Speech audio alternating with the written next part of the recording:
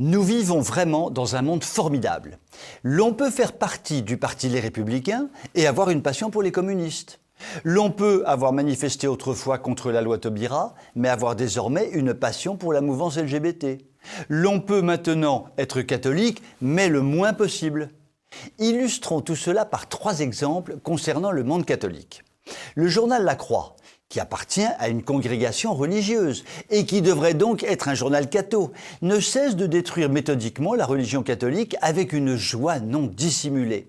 Sa dernière facétie a consisté à critiquer avec violence le très remarquable Monseigneur Quatennose qui, dans son diocèse d'Avignon, n'a cessé d'œuvrer pour ranimer une foi catholique bien éteinte sur sa terre épiscopale.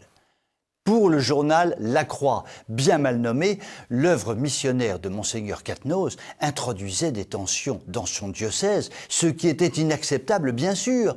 Le journal a bien raison, il vaut mieux laisser ses diocésains vivre athées dans la tranquillité plutôt que de les perturber avec la religion catholique.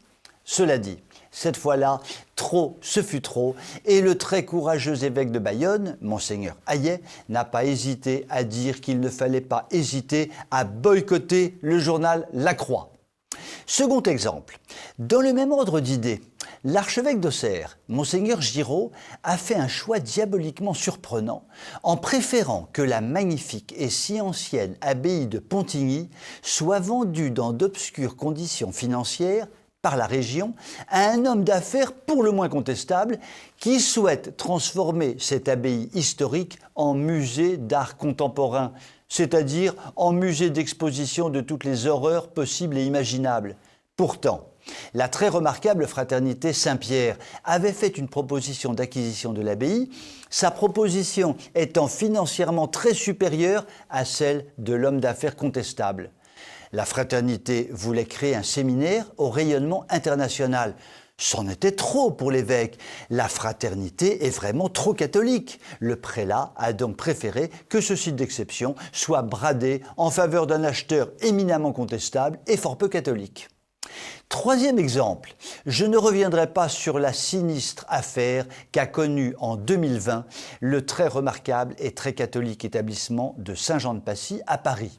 L'archevêque de Paris avait validé le renvoi dans des conditions scandaleuses de son excellent directeur, François-Xavier Clément, qui avait le seul tort d'être trop catholique. Décidément, pour l'Église catholique de France, il semble qu'être trop catholique devienne un péché mortel, susceptible de vous conduire tout droit dans le feu de l'enfer. La miséricorde, tarte à la crème actuelle, est pour tous, sauf pour les trop catholiques. Il ne faut pas exagérer quand même.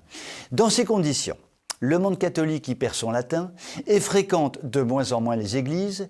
Il est donc assez logique que les pratiquants réguliers ne représentent plus que moins de 2% de la population française contre 95% en juin 1789.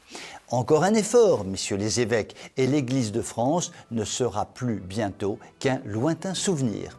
Je vous souhaite une très bonne soirée.